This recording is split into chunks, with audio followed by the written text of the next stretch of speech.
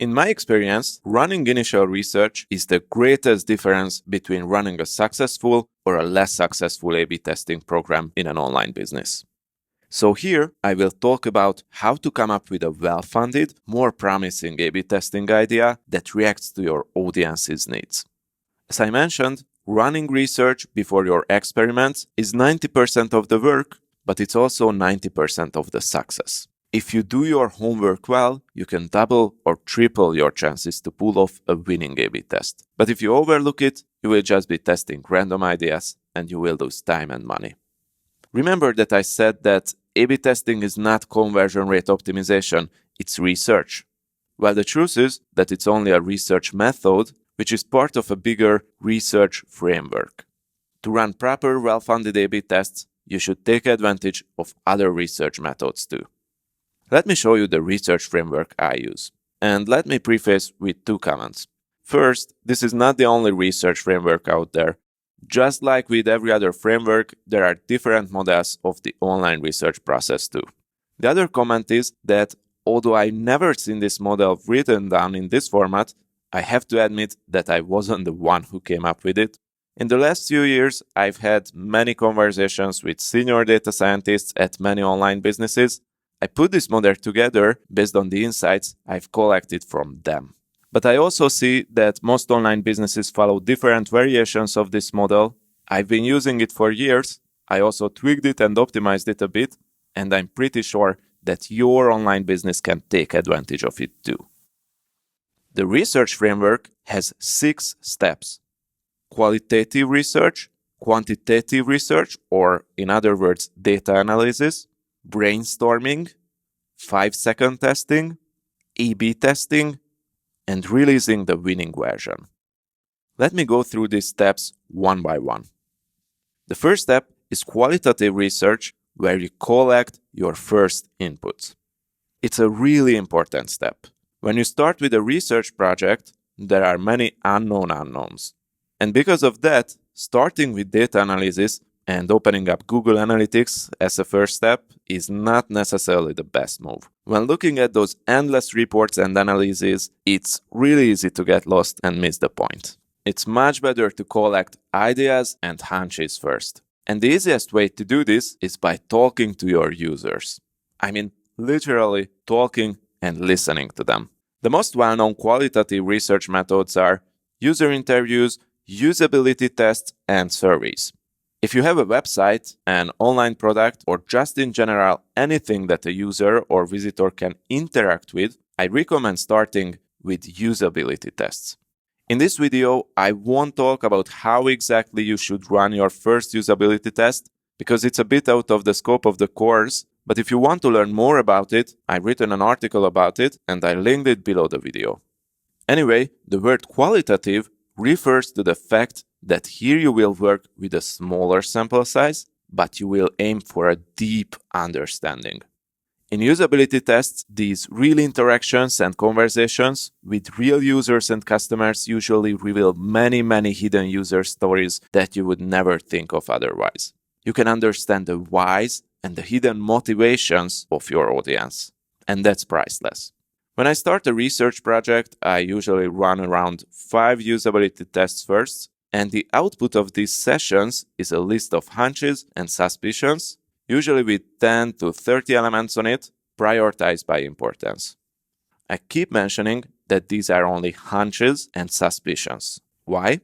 Because the sample size of 5 testers is far from statistically significant, but also a usability test might be biased because of the face-to-face interaction. Even if you are really careful, a user who knows that she's part of the research will act differently than someone who doesn't. And that's why we need our second step of the research framework, data analysis. At this step, you try to validate your hunches with actual user data. You can use the full data analytics arsenal, funnel analysis, segmenting, heat mapping, correlation analysis, and so on. There are many tools to do that, like Google Analytics, Mixpanel, Hotjar, your own SQL database, or Jupyter Notebook. Again, these are not the topic of this course, but I've written a lot about these on the Data 36 blog, and you can find the links below this video. The point is that when doing data analysis, you have two big advantages compared to the qualitative research runs. First, you will have many more data points. And second, you will analyze real, unbiased user behavior. Okay, let me give you a concrete example for these first two steps to really bring this concept home. Let's say that we want to optimize the conversion rate of our e-commerce store. We sell socks, and our competitive advantage is that they are super comfortable compared to other brands. This is our homepage, and we have a very general headline, something like, "We make you feel cozy." Okay, we will start with usability testing. We invite potential users from our target audience, and for now, we choose people who don't know our brand. On the usability tests, we give them a scenario and ask them to simulate that they want to buy a birthday present for their friends. They go through our whole website, and we discover many things during the interviews. But one thing stands out. When we show them our homepage in the beginning and ask them what do they think we sell, 4 out of 5 say, "I have no idea." Well, that could be an issue. That's a strong suspicion. Again, we might get many more other hunches from this qualitative research run, but this one will make the top of our priority list for sure. So our next step is to go and try to validate this suspicion with data analysis. Is this an issue for our whole audience? Well, we check the numbers in Google Analytics, and we find that we have a relatively large stream of incoming traffic to our homepage. The bounce rate of our homepage is very high compared to other pages on our website.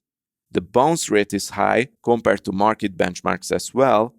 The click-through rate from our homepage is extremely low compared to other parts of our funnel, and based on heat maps, just in general, people don't interact too much with our homepage.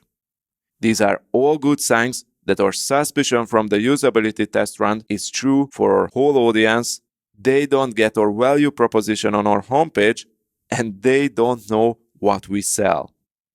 Well, of course, this is just an artificial example. In real life, by seeing the whole context, you can get an even deeper understanding of the issue. A few things that in real projects you might want to think about: how well known is your brand? Where do visitors to your landing page come from?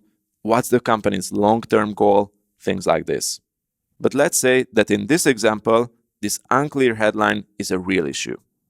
Okay, we had a suspicion from usability tests, we validated it with data, now let's try to fix it. The third step is to arrange a brainstorming session with everyone in the team involved. Designers, marketers, UX people, data analysts, product managers, and so on.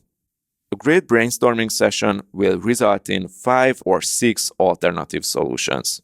A few of these ideas could be changing the headline to "We sell socks," or changing the headline "Our socks will make you feel cozy," or maybe someone will say to skip the whole headline thing and show the product list directly on the front page, or maybe display only a huge image with one big button saying, "I want comfortable socks."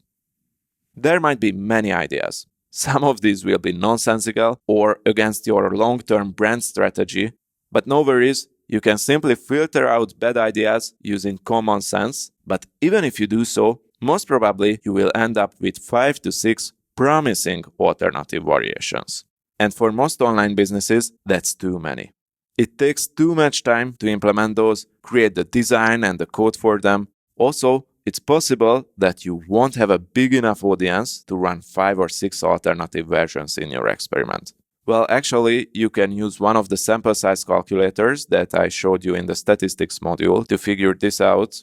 But anyway, in my experience, when you have 5 or 6 alternative versions, 2 or 3 out of these are just really bad.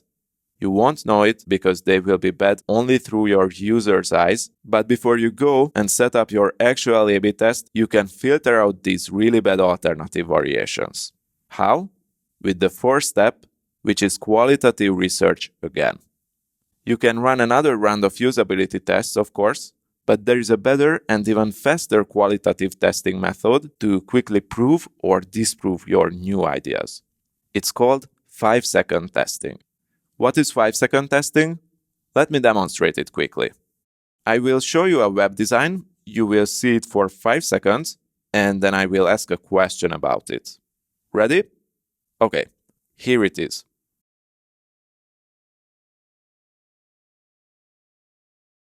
And my question is, what do you think this company sells? Get it? This was a 5-second test. I showed you a landing page for 5 seconds only, and I asked one simple but important question about it. 5-second testing works well for creatives of Facebook ads, for different parts of your website, and for everything where first impression is important. By the way, this landing page design was an older version of the company I worked for, Izettle, and Izettle sells different payment solutions, but their number one product is a card reader. Could you tell based on this in 5 seconds? That's what a 5-second test is good for. If your design or copy doesn't pass the 5-second test, that's usually not a good sign. By the way, if you want to learn more about 5-second testing, read the article that I linked below this video. Okay, but let's say that 2 of our ideas passed the 5-second testing run, the headline that says "Our socks will make you feel cozy," and the version where we show the product list immediately. The branding department of the company also gave the green light to show these versions to our users. So finally, step 5, it's time to A/B test them. In a later module, I will talk about whether you should run multiple versions in an A/B test parallel with each other, but for now, let's focus on the research framework. As you can see, we worked a lot on our well-funded A/B testing ideas. We discovered an issue, we validated that it's a real problem, and we filtered out the really bad new versions. Of course, we still cannot guarantee that our new versions will beat the old version. One reason is, obviously, the correlation versus causation issue that we discussed in the introduction module. But another one is that however deep your initial research is, it can happen that you miss something. That's totally normal, and that's exactly why A/B testing is so great. If you run an A/B test, it will tell whether your thinking process was right or wrong. Okay, and step 6, if you have a clear winner, great, you might release it to your whole audience. If your new versions are neutral or worse than your original one was, try to learn from it and understand what could be the underlying reason behind that. Do some more usability tests and data analysis, and sooner or later you will pull off a winning A/B test. So this is it. This is our research framework. 6 steps: qualitative research, data analysis, brainstorming, 5-second testing, A/B testing, and releasing the winning version. One quick comment, this is only a guide and not a rule book. So you don't have to stick strictly to the order of these steps. For instance, in some cases, you might want to quickly take a look at your Google Analytics data first to see which parts of your website are important to focus on more in a usability test, or maybe after the brainstorming, you will go back to data analysis to gather more data for a specific idea, and that's fine.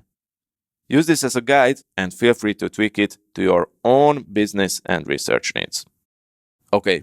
This research framework will give you support in finding great A/B testing ideas and low-hanging fruits in your business. And I also hope that now you see why it is a terrible idea to collect A/B testing ideas from conferences or from case studies, and also why have I said that the red button versus green button test is the favorite experiment of beginners only.